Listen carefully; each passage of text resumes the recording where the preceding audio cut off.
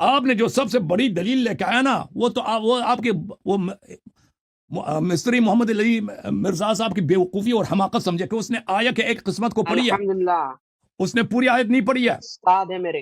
اب آپ کے استاد جی، آپ کے استاد جی کی عقل نہیں ہے، وہ ابھی بھاگے ہوئے ہیں. انہوں نے خود مجھے مناظرے کی چیلنج دیا اور خود بھاگے اسی توحید پر. ہاں ٹھیک ہے نا، اسی مسئلے پر. وہ بھاگے نہیں ہیں، آپ کو کوئی اون ہی نہیں کرتا. اہل تشیع میں آپ کو کوئی اون ہی نہیں کرتا. سب سے پہلی بات سمجھے نا، ان کو بھی کوئی آن نہیں کرتا، ان کو بھی کوئی آن نہیں کرتا. آپ کو مجھے کوئی بہت اون سارے نہیں میرے کرتا. سپورٹر ہیں. میں سب سے بڑا شیعوں کا چینل میرا ہے، سب سے بڑا اچھا. جو مذہبی چینل ہے شیعوں میں جس کو دیکھا جائے نوحوں کے علاوہ، نوحے وغیرہ علاوہ، وہ میرا چینل ہے. ٹھیک ہے نا. محمد علی مرزا کو کوئی آن نہیں کرتا بھائی، اور یہ کوئی دلیل نہیں. آپ کو محمد کوئی علی آن کرتا ہے، میں آپ سے گفتگو کر رہا ہوں. سفیان آپ کو کوئی آن کرتا ہے، میں آپ سے جی گفتگو کر بولیے. رہا ہوں.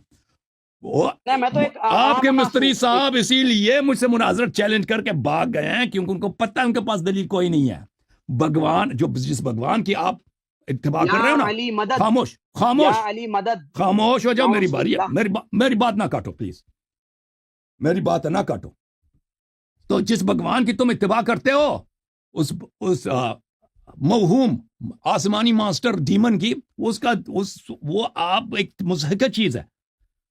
محمد علی مرزا کیا ہے، ابن تیمیہ قبر سے بھی آ جائیں اس کو دفاع نہیں کر سکتا. اچھا، اما یجیب المضطر اذا دعا، یہ تو آپ لوگوں کے لیے ہے ہی نہیں. میں بات کر رہا ہوں نا بھائی صاحب، آپ ادب سیکھو نا. میری بات کے بیچ میں نہ شکل بھی نہ بناؤ، دانت بھی اپنا نہ نکالو، اپنے ہونٹوں سے بھی نہ کھلو. سن لو، سب لوگ دیکھ رہے ہیں، تم گفتگو کے لائق بنو. اما یجیب المضطر اذا دعا ویکشف السوء ویجعلکم خلفاء الارض، یہ آپ مسلمانوں کے لیے نہیں ہے.